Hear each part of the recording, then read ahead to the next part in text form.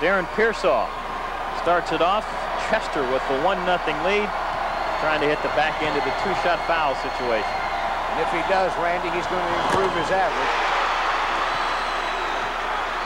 And as we anticipated, there's a good look at the Chester 1-2-1-1 zone press with good double teaming. Up to Heft and Leonard to get it up, and they do so. Excuse me, that's Chuck Brown with it. Heft kicked it back to him. This is Heft outside, and they'll hand the ball to the man that runs the show, Billy Leonard. And there's a good shot of the Chester 3-2 zone, and they are extending it out past the top of the key. Leonard with some penetration and with the shot, and he tied the ball game.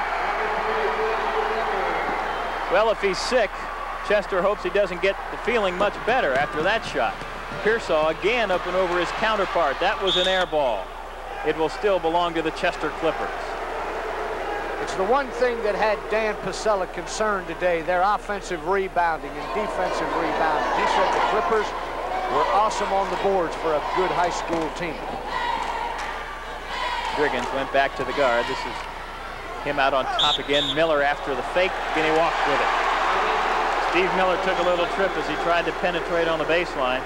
So the turnover gives the ball to McKeesport. There's Dan Pasella, the McKeesport boss, worried about his guard's health and his team's overall well-being. They break the pressure again. Oh, they did get it across the timeline, then the mistake. From way outside, Eric Jones puts Chester up 4-2. Eric Jones is dynamite offensively. He can hurt you with a jump shot, penetrate with a drive. He's a good passer. That's McTurner after Leonard threw the long pass to him, and McTurner kicked it away. They're breaking the initial pressure and then not having any success. Miller again kicked it off, this time on the baseline. That's execution personified, Randy, and it ended up with Darrell Green hitting a good layup. Preston was the outlet man, the release man, and this time Heft turns it over. Jones is all alone. He's going to have to take a timeout here, Randy, and settle his team down. Well, you said it, John Clark. Dan Pasella wants to talk things over. His ball club was tied 2-2. Chester's run off 6 straight points, so there's a timeout in the action. The score, Chester 8, McKeesport 2, and we'll be back right after this.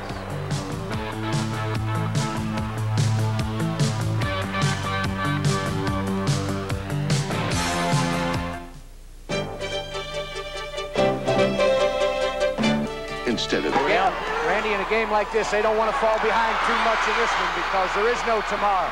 Steve Miller with the steal. He waits on his teammates. Eric Jones won't wait much longer. He popped it up. Chuck Brown almost lost it. In fact, he did. The press taking a tremendous toll on McKeesport early in this ballgame. 5:36 left in the first quarter, and Chester's out to an 8-2 lead. It's forced the McKeesport Tigers to change their defense to a triangle and 2. That kind of shooting will beat most any kind of zone, whether it's a gimmick zone or a straight up, and that's Steve Miller. He's got 4 points. There they come again, trying to beat the pressure. Heft holds it up to McTurner. That's Leonard. And Preston had it go off his hands. The bounce pass down low, and the big man had a little trouble going down to get it. What you're seeing here in the first 3 minutes of the first quarter is 5 turnovers out of the McKeesport Tigers. And one of the reasons for it, Randy, is they're trying to attack the defense with the option to score. They need to settle down, get it over, and bring it back. A defensive lapse that time by McKeesport, and Darrell Green is loose inside. It is 12-2 Chester.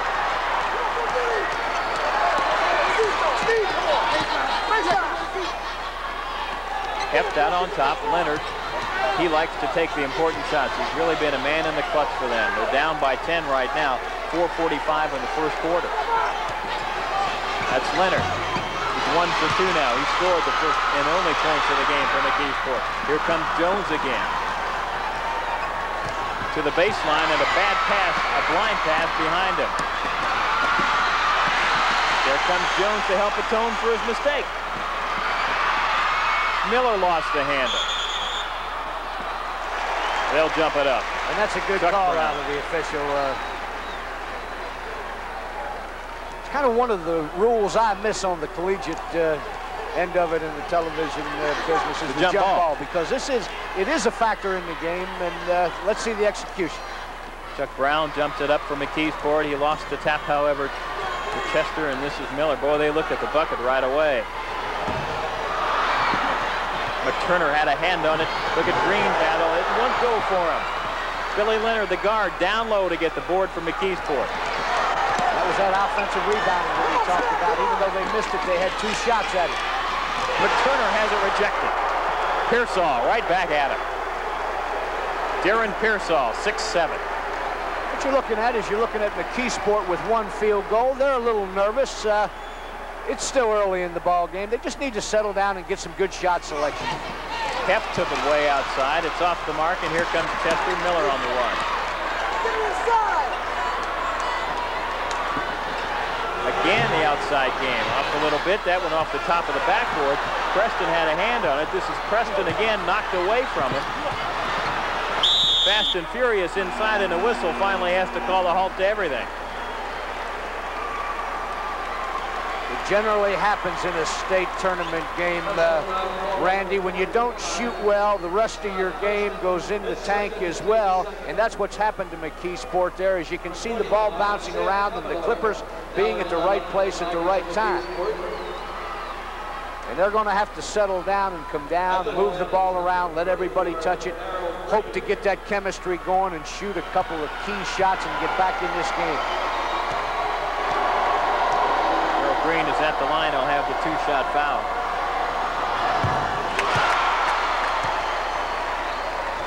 Green makes it a 13-2 ball game.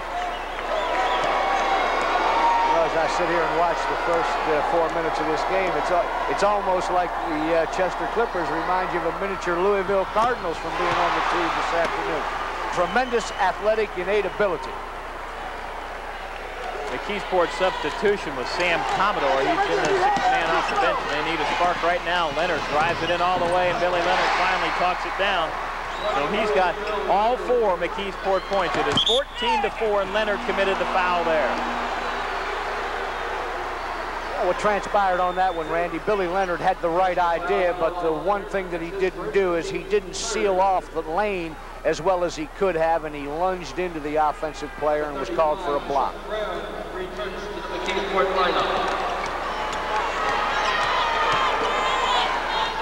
Brown back in and all the way to the hoop that time. Another defensive lapse. Jones has 6. You may ask yourself why Chester's getting the ball to the inside very easy. The Tigers have not put him in a defensive position by scoring and be able to dictate tempo like they're used to. Billy Leonard guilty of the infraction that time, the charge with the basketball. And that man's got to be a little bit happy. Cliff Wilson, he's up 16-4. McKeesport so far not making a ball game of it. Eric Jones puts the move on Allen Heft, and they easily get it inside again, but they miss the bunny shot. Here comes Chuck Brown for McKeesport, and he commits the turnover. They're too careless, Randy. They have to slow it down. There's Miller again, but this time knocked away inside. McTurner got it. Immediately take it back inside again and draw the foul. The Chester inside game and baseline game early in this first quarter has been dynamite, as you can see by their movement, by their ability to pass.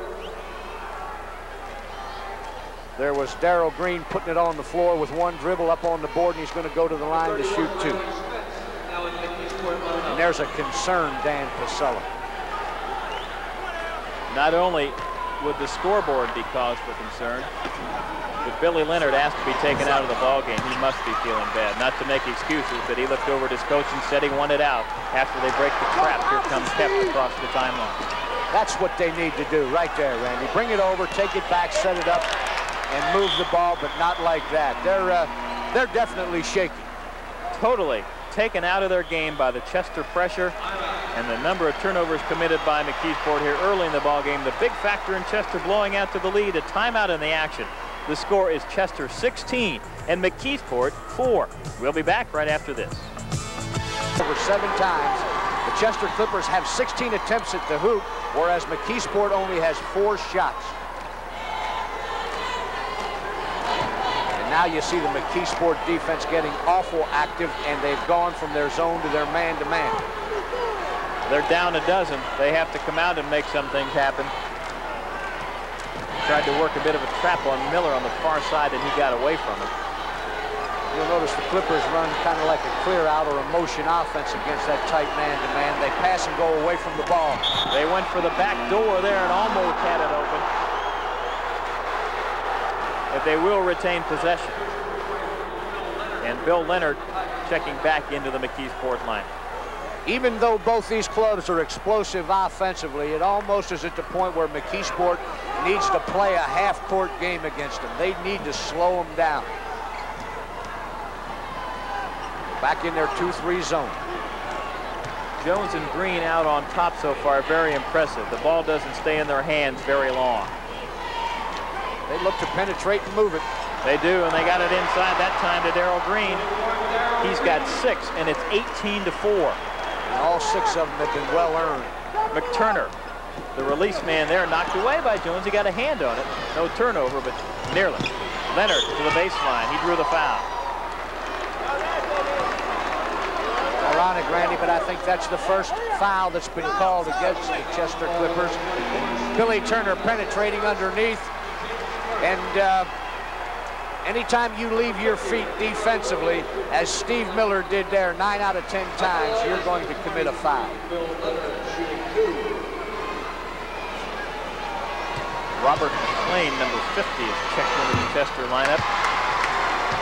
Billy Leonard, point number 5. Ditto for McKeesport. He's got all the McKeesport points. It's an 18-5 ball game. One of the places the Chester press has really helped is they've taken Billy Leonard basically out of the game offensively, and he's averaging 21 points a game, and they need to get him the ball. They're smiling now. They're up 18-5. There's a long way to go in this one, Randy. Preston put it on the floor and had it taken away, the foul. Todd Preston put it down.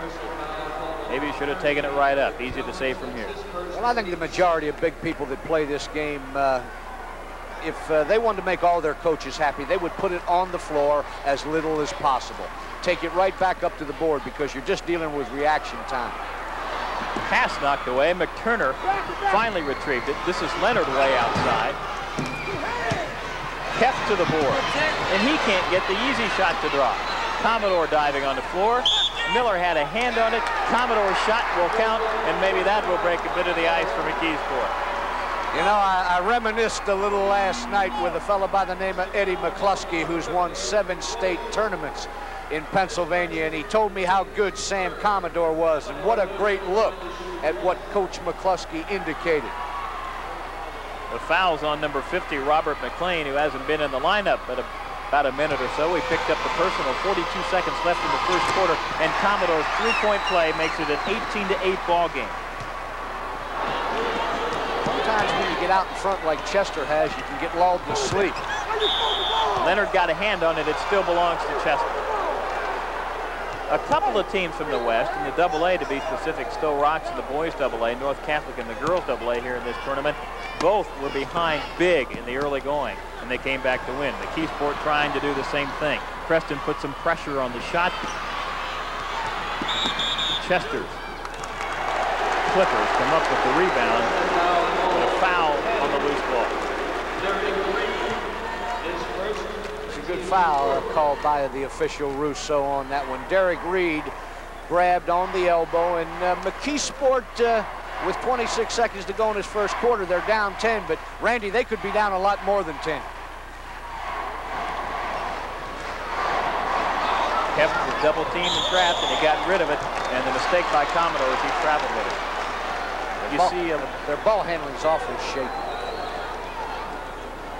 Well, Chester plays the fast pace, which means they have to make some substitutions. They've done so here in the first quarter, played a lot of people. McKeesport went for the steal now to the baseline. Robert McLean will be taking a trip to the line as Alan Heft went to the deck in an attempt to block that shot. 11 seconds left in the first quarter. You were treated to one of the finest bounce passes I've seen in a long time by Darrell Green. He's going to the baseline. Threw a strike right under there to the big fella. Theodore Williams, who went up on the board. And this is that 7.5-inch sophomore we've mentioned.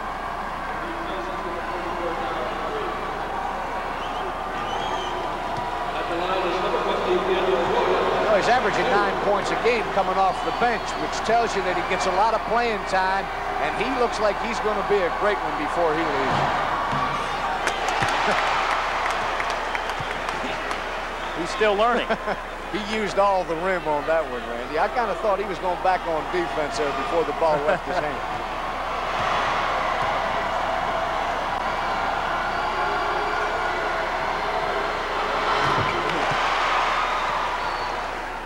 Nothing but the net on that one. And they come out in that 1-2-1-1 zone press again. 9 McKeesport turnovers to only 2 for Chester. As I've said, they ought to be glad they're not down more than 12 points. It could be worse, believe it or not. The first quarter, I should say mercifully, comes to an end for McKeesport as they try to circle the wagons and get things turned around. That is the end of the first period, and the score is Chester 20 and McKeesport's Tigers 8. We'll be back right after this. By Total Communication Systems, any reproduction, rebroadcast, or any other use of the descriptions and accounts of tonight's game without the written consent of Total Communication Systems is prohibited. Well, they start the second quarter right where the first one ended. Chester in control of the basketball, shooting in the first quarter unofficially. McKeesport 42%. Sounds good, but they only took 7 shots. Chester 33%, 7 of 21 field goal attempts.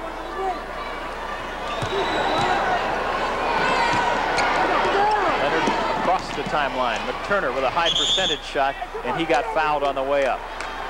That's the first time that the McKeesport Tigers have taken the basketball down the floor against the pressure in the proper fashion.